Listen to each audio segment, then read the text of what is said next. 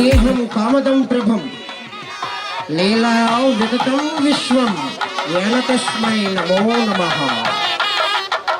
కలియుగంలో భక్త సంరక్షణార్థం సత్వ రజస్తమో గుణ రూప త్రిగుణాత్మకుడు శ్రీ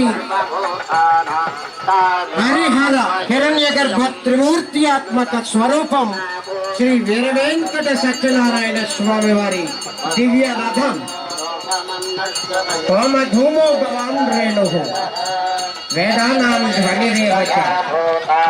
వేద పండితుల ఆశీర్వచనంతో రాజశేఖర్ ఇన్ఛార్జ్ వారు ఇన్స్పెక్టర్ రాజశేఖర్ గారు కొంచెం ఫాస్ట్గా పంపించాలి. తదుపరి the rail pilot WAG 9 Vande Bharat rail pilot గౌరవ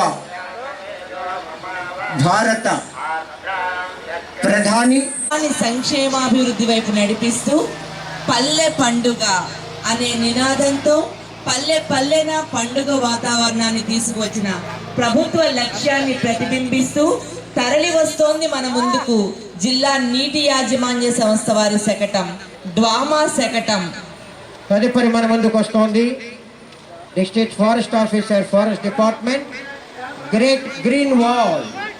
వాతావరణ మార్పులను తట్టుకునే సామర్థ్యం కలిగిన ఆంధ్రప్రదేశ్ను నిర్మించడం లక్ష్యంగా చేపట్టిన ప్రతిష్టాత్మక కార్యక్రమం గ్రేట్. అండగా నిలిచేందుకు ఆంధ్రప్రదేశ్ ప్రభుత్వం రైతన్న మీకోసం ఎల్నిలో ప్రభావ నివారణ కార్యాచరణ ప్రణాళికను అమలు చేస్తోంది.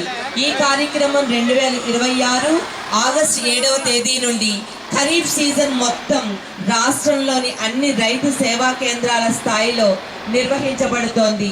వ్యవసాయ ఉద్యానవన శాఖల ఆధ్వర్యంలో నిర్వహిస్తున్న ప్రదర్శన శకటం ద్వారా రైతన్న మీకోసం కార్యక్రమం ఎల్నిలో నివారణ చర్యల్లో భాగంగా పంటల బీమా, PMDS విధానం, సీడ్ పెట్టింగ్ ప్రయోజనాలపై రైతులకు విస్తృత అవగాహన కల్పిస్తోంది.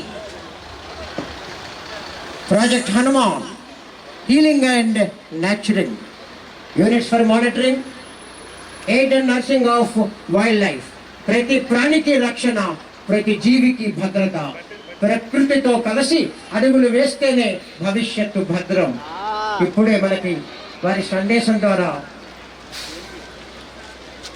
అందించారు గౌరవ ముఖ్య అతిథి వారు. అదిగో అల్లదిగో వస్తోంది మన ముందుకు పంచాయతీరాజ్ ఇంజనీరింగ్ డిపార్ట్మెంట్ వారి శకటం. గిరిజనుల అభివృద్ధి ధ్యేయంగా భావించి ఆంధ్ర రాష్ట్రం అడవి తల్లి బాట అనే నినాదంతో గిరిజన ప్రాంతాల్లో పండుగ వాతావరణం తీసుకొని వచ్చింది.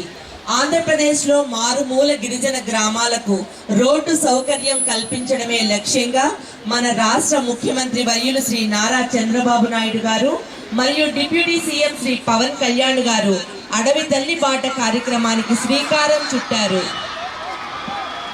తదుపరి స్వచ్ఛ రథం చెత్త నుంచి సంపద. రాష్ట్ర వ్యాప్తంగా